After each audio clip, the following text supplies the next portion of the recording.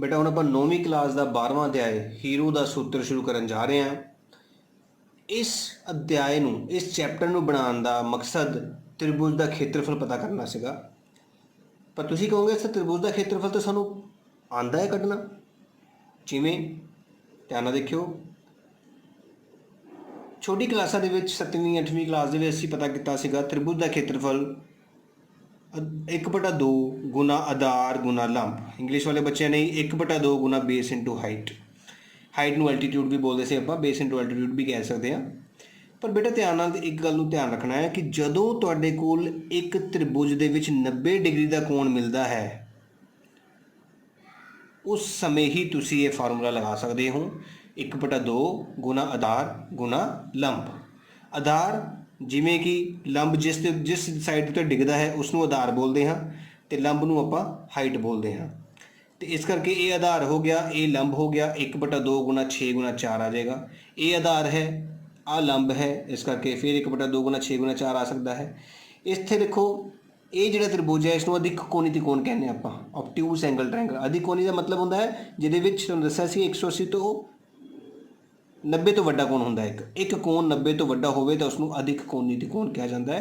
तो ये कोण तुहानूं साफ पता लगे कि 90 का कोण तो इन्ना हुंदा ना, 90 तो वड्डा है। इस करके इसका जो लंब है ये बाहर डिगदा है बेटा। तो सानूं लंब दिता होया है 6 सेंटीमीटर, तो आधार असीं आ वड्डा नहीं मानते, आधार इन्ना की मन्निया जाता है जो एक्चुअल होंदा है वो कितना है 4 सेंटीमीटर।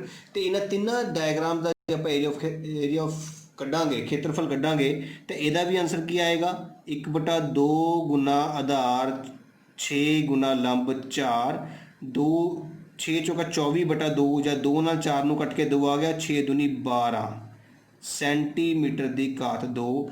सारिਆਂ ਦਾ यही आंसर आएगा बेटा, क्योंकि आधार सारिਆਂ ਦਾ 6 तो लंब 4 है। इत्थे जे आधार 4 है तो लंब 6 है, गल इक्को ही है। तिन्ना डायग्राम दे विच साडा इक्को ही आंसर आएगा 12 सेंटीमीटर की घात 2। पर जेकर किसी त्रिभुज विच 90 का कोण ना दिता होवे, किसी भी कोण बारे कोई जिक्र ही ना किया गया होवे, सिर्फ भुजावां दित्तियां होण, फिर किद्दां त्रिभुज का खेत्रफल कड्डांगे।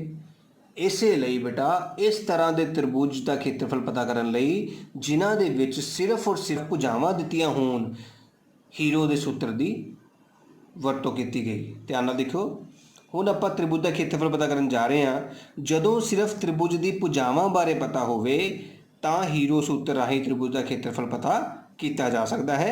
जब when only 3 sides of triangle are given then we find area of triangle by Heron's formula. हुण देखो एक त्रिभुज है, इत्थे किसी भी कोण बारे सानू कोई जिक्र नहीं किया गया, सानू 3 भुजावां दित्ती गई, एक 15 एक 6 तो एक 15 सेंटीमीटर। हुण सब तो पहला आपां ये सीखते हैं कि हीरो सूत्र दे विच फार्मूला की है, किस तरीके नाल हीरो सूत्र का फाइंड आउट किया जा सकता है। सब तो पहला सानू एस कढ़ना हुंदा है। एस नूं की कहंदे हैं? एस हुंदा की है, तिन्ने भुजावां दा जोड़ दा अद्धा। मतलब मैं इस भुजा नूं ए नाम दिता है, इस भुजा नूं अपनी मर्जी नाल बी, इसनूं सी, तुसीं किसी नूं भी ABC नाम दे सकते हो, अपनी मर्जी नाल मैं ABC नाम दे दिता है। इन्हां तिन्नां भुजावां दा जोड़ दा अद्धा। तो इहदा मतलब की होया, तुहानूं पता ना कि किसी भी बहुभुज, किसी भी चाहे त्रिभुज होवे चाहे चतुर्भुज होवे, उहदी भुजावां दे जोड़ नूं बोलते हैं परिमाप। परिमाप बोलते हैं ना, ठीक है, पैरीमीटर। कदे भी किसी भी बहुभुज का परिमाप कढना होवे आपां सारी भुजावां का जोड़ करते हैं। इहदा मतलब सारी भुजावां के जोड़ का अद्धा, इहदा मतलब की होया अद्धा परिमाप। इस नूं पंजाबी विच की कहने आपां परिमाप का अद्धा जां अद्धा परिमाप। इंग्लिश विच की बोलांगे सैमी, अद्धे नूं इंग्लिश विच सैमी बोलते हैं, सैमी पैरीमीटर। परिमाप मतलब पैरीमीटर। तो इंग्लिश वाले बच्चे बोलेंगे S फॉर सैमी पैरीमीटर, तो पंजाबी वाले बोलेंगे अद्धा परिमाप। लिखना आप ऐसी है बेटा, S बराबर ही लिखना है, चाहे वो पंजाबी मीडियम का बच्चा हो चाहे इंग्लिश का हो। A जमा B जमा C बटा 2 इदा ही आप फार्मूला लिखना सारिਆਂ ने। ABC किसी भी भुजा नूं किया जा सकता है।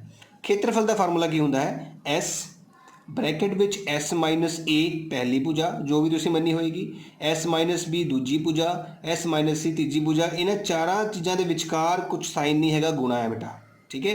तो उपर असीं एक वर्गमूल का साइन लाया होया है। यही 2 फार्मूले तुसीं याद करने हैं इस चैप्टर वास्ते। पूरे चैप्टर दे विच असीं सिर्फ यही 2 फार्मूले अप्लाई करांगे। हुण मैं तुहानूं दसदा कि किस तरीके नाल असीं इस सवाल नूं विच ये 2 फार्मूले अप्लाई करने हैं। ਇਹ ਤ੍ਰਿਭੁਜ ਤੁਹਾਡੇ ਕੋਲ ਹੈ, ਇਹਨੂੰ A ਇਹਨੂੰ B ਤੇ ਇਹਨੂੰ C ਕਹਿ ਦਿੱਤਾ ਹੈ ਆਪਾਂ। ਸਭ ਤੋਂ ਪਹਿਲਾਂ S ਕੱਢੀਏ। S ਕੱਢਣ ਦਾ ਤਰੀਕਾ ਸੀਗਾ ਤਿੰਨੇ ਭੁਜਾਵਾਂ ਦਾ ਜੋੜ A ਜਮਾ B ਜਮਾ C ਮਤਲਬ 15 ਜਮਾ 6 ਜਮਾ 15 ਦਾ ਅੱਧਾ। ਦੇਖੋ ਧਿਆਨ ਨਾਲ, ਤਿੰਨਾਂ ਸੰਖਿਆਵਾਂ ਨੂੰ ਜੋੜਿਆ ਤਾਂ 15 ਤੇ 15 30 ਤੇ 6 36/2 ਭਾਗ ਕੀਤੀ 36 ਨਾਲ 2 ਮਤਲਬ ਅੱਧਾ ਕੀਤਾ 18। ਤੇ ਇਸ ਤਰ੍ਹਾਂ ਸਾਨੂੰ S ਦਾ ਮੁੱਲ ਕਿੰਨਾ ਮਿਲ ਗਿਆ 18। ਹੁਣ ਅਸੀਂ ਲਾਣਾ ਹੈ ਖੇਤਰਫਲ ਦਾ ਫਾਰਮੂਲਾ। ਧਿਆਨ ਨਾਲ ਦੇਖਿਓ, ਖੇਤਰਫਲ ਵਾਲਾ ਫਾਰਮੂਲਾ ਅਸੀਂ ਲਾਇਆ S minus A S minus B S minus C। ਜਿੱਥੇ ਜਿੱਥੇ S ਸੀਗਾ ਬੇਟਾ 18 ਪੁੱਟ ਕੀਤਾ। ਦੇਖੋ S ਦਾ ਥਾਂ 18 ਬ੍ਰੈਕਟ S ਦੀ ਥਾਂ 18 ਮਾਈਨਸ A ਪਹਿਲੀ ਭੁਜਾ ਕੀ ਮੰਨੀ ਹੈ 15 ਲਿਖ ਲਿਆ। ਫਿਰ bracket S minus B 18 minus 6 ਫਿਰ ਬ੍ਰੈਕਟ ਵਿੱਚ S ਮਾਈਨਸ C 18 ਮਾਈਨਸ 15। 18 ਤਾਂ ਸੇਮ ਆ ਗਿਆ। 18 ਵਿੱਚੋਂ 15 ਘਟਾਏ 3, 18 ਵਿੱਚੋਂ 6 ਘਟਾਏ 12, 18 ਵਿੱਚੋਂ 15 ਘਟਾਏ 3।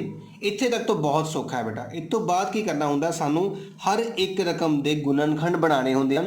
ਇਹ ਧਿਆਨ ਰੱਖਣਾ ਹੈ। ਆਪਾਂ 8ਵੀਂ ਕਲਾਸ ਦੇ ਵਿੱਚ ਵਰਗਮੂਲ ਚੈਪਟਰ ਕਰਕੇ ਆਏ ਹਾਂ ਤੇ ਵਰਗਮੂਲ ਦੇ ਵਿੱਚ ਉਹੀ ਰਕਮ ਬਾਹਰ ਨਿਕਲਦੀ ਹੈ ਜਿਹੜੀ 2 ਵਾਰ ਹੁੰਦੀ ਹੈ। ਇਸ ਕਰਕੇ 18 ਦੇ ਮੈਂ ਗੁਣਨਖੰਡ ਬਣਾਉਣ ਲੱਗਾ ਹਾਂ। ਧਿਆਨ ਨਾਲ ਦੇਖੋ, ਇਹ ਆਪਾਂ ਬਹੁਤ ਚੰਗੀ ਤਰ੍ਹਾਂ ਸਿੱਖੇ ਹੋਏ ਹਾਂ। ਜੇ ਕਿਸੇ ਨੂੰ ਨਹੀਂ ਆਉਂਦੇ ਧਿਆਨ ਨਾਲ ਦੇਖਣਾ ਹੈ। 18 2 ਦੇ ਪਹਾੜੇ ਤੇ ਜਾਏਗਾ ਕਿਉਂਕਿ 2 ਦੀ ਭਾਜਯੋਗਤਾ ਨੂੰ ਪੂਰਾ ਕਰਦਾ ਹੈ ਬੇਟਾ। 2 ਦੇ ਪਹਾੜੇ ਦਾ ਭਾਗ ਕਰਨ ਦਾ ਮਤਲਬ ਹੁੰਦਾ ਹੈ 18 ਦਾ ਅੱਧਾ ਕਰਨਾ। ਕਿੰਨਾ ਆ ਗਿਆ ਬੇਟਾ 9 ਆ ਗਿਆ। ਬਿਲਕੁਲ ਠੀਕ। 2 ਦੇ ਪਹਾੜੇ ਤੇ 18 ਕਦੋਂ ਆਉਂਦਾ ਹੈ 9 ਤੇ। ਹੁਣ 9 ਕਦੋਂ ਆਏਗਾ 3 ਦੇ ਪਹਾੜੇ ਤੇ। 3 ਤੀਆ 9 3 ਏਕਮ 3। ਇਸ ਤਰ੍ਹਾਂ ਅਸੀਂ 18 ਦੇ ਗੁਣਨਖੰਡ ਬਣਾ ਲਏ। 12 ਵੀ 2 ਦੇ ਪਹਾੜੇ ਤੇ ਜਾਂਦਾ ਹੈ ਕਦੋਂ 6 ਤੇ। ਫਿਰ 6 2 ਦੇ ਪਹਾੜੇ ਤੇ ਜਾਂਦਾ ਹੈ ਕਦੋਂ 3 ਤੇ। ਫਿਰ 3 3 ਦੇ ਪਹਾੜੇ ਤੇ ਹੀ ਜਾਏਗਾ 3 ਏਕਮ 3। ਤੇ ਇਸ ਤਰ੍ਹਾਂ ਅਸੀਂ 18 ਤੇ 12 ਦੇ ਗੁਣਨਖੰਡ ਬਣਾ ਲਏ ਹਨ। ਹੁਣ ਅਸੀਂ ਗੁਣਨਖੰਡ ਭਰਨ ਲੱਗੇ ਹਾਂ। ਧਿਆਨ ਨਾਲ ਦੇਖਿਓ, ਬਰਾਬਰ ਦਾ ਚਿੰਨ੍ਹ ਵਰਗਮੂਲ ਦਾ ਸਾਈਨ ਲੱਗ ਗਿਆ ਹੈ। 18 ਦੀ ਥਾਂ ਅਸੀਂ ਕੀ ਭਰਾਂਗੇ 2 ਗੁਣਾ 3 ਗੁਣਾ 3। ਧਿਆਨ ਨਾਲ ਬੇਟਾ 2 ਗੁਣਾ 3 ਗੁਣਾ 3। ਇਹ ਅਸੀਂ 18 ਦੀ ਵੈਲਿਊ ਭਰੀ ਹੈ। ਧਿਆਨ ਨਾਲ ਕੋਈ ਸਕਿਪ ਨਾ ਹੋ ਜੇ। ਅਗਲਾ ਅੱਖਰ ਹੈ ਸਾਡਾ 3। ਆਹ ਵਾਲਾ 3 ਲਿਖ ਲਿਆ। ਫਿਰ ਗੁਣਾ। ਹੁਣ 12 ਦੀ ਥਾਂ ਕੀ ਭਰਨਾ ਹੈ 2 ਗੁਣਾ 2 ਗੁਣਾ 3। 2 ਗੁਣਾ 2 ਗੁਣਾ 3। ਇਹ ਅਸੀਂ 12 ਭਰਿਆ ਹੈ। ਇਹ ਸਾਡਾ 3 ਹੈ। ਇਹ ਸਾਡੇ ਕੋਲ ਬਣ ਗਿਆ ਹੈ 18। ਧਿਆਨ ਨਾਲ ਬੇਟਾ ਬੱਚੇ ਕੀ ਕਰਦੇ ਆ ਗੁਣਨਖੰਡ ਬਣਾਉਂਦੇ ਵੇਲੇ ਕੋਈ ਅੱਖਰ ਮਿਸ ਕਰ ਦਿੰਦੇ ਆ। 18 ਪੂਰਾ ਹੋ ਗਿਆ, 3 ਪੂਰਾ ਹੋ ਗਿਆ, 12 ਪੂਰਾ ਹੋ ਗਿਆ, ਬਚ ਗਿਆ ਨਾ 3। ਇੱਕ ਗੁਣਾ ਪਾ ਕੇ ਅਸੀਂ ਪਾ ਲਿਆ ਹੈ 3। ਹੁਣ ਤੁਸੀਂ ਜੋੜੇ ਬਣਾਉਣੇ ਆ ਬੇਟਾ 2 ਦੇ। ਜੇ 2 ਦੇ ਜੋੜੇ ਬਣ ਗਏ ਤਾਂ ਬਾਹਰ ਨਿਕਲੀ ਜਾਣਗੇ। ਦੇਖੋ ਆ 3 ਦਾ ਜੋੜਾ ਬਣ ਗਿਆ 2 ਦਾ। 3 ਅਸੀਂ ਬਾਹਰ ਕੱਢ ਲਿਆ। ਗੁਣਾ ਇਸ 3 ਨਾਲ ਇਸ 3 ਦਾ ਜੋੜਾ ਬਣ ਗਿਆ। ਇਹ 3 ਵੀ ਬਾਹਰ ਨਿਕਲ ਗਿਆ। ਇਸ 2 ਨਾਲ ਇਸ 2 ਦਾ ਜੋੜਾ ਬਣ ਗਿਆ। ਇਸ 2 ਨੂੰ ਵੀ ਅਸੀਂ ਬਾਹਰ ਕੱਢ ਦਿੱਤਾ। ਹੁਣ ਦੇਖੋ ਕੋਈ ਬਚ ਗਿਆ। ਹਾਂ, ਇੱਕ 2 ਬਚ ਗਿਆ ਤੇ ਇੱਕ 3 ਬਚ ਗਿਆ। ਉਹ ਬੇਟਾ ਵਰਗਮੂਲ ਦੇ ਅੰਦਰ ਹੀ ਰਹੇਗਾ। 2 ਵੀ ਵਰਗਮੂਲ ਦੇ ਅੰਦਰ ਹੀ ਰਹੇਗਾ ਤੇ 3 ਵੀ ਵਰਗਮੂਲ ਦੇ ਅੰਦਰ ਹੀ ਰਹੇਗਾ ਕਿਉਂਕਿ ਉਹਦਾ ਜੋੜਾ ਨਹੀਂ ਬਣਿਆ। 3 ਤੀਆ 9 ਦੂਣੀ 18 ਤੇ ਵਰਗਮੂਲ ਦੇ ਅੰਦਰ ਗੁਣਾ ਕਰੋ 3 ਦੂਣੀ 6 ਸੈਂਟੀਮੀਟਰ ਦੀ ਘਾਤ 2 ਤੁਹਾਡਾ ਇਸ ਸਵਾਲ ਦਾ ਬੇਟਾ ਆਨਸਰ ਹੋਏਗਾ।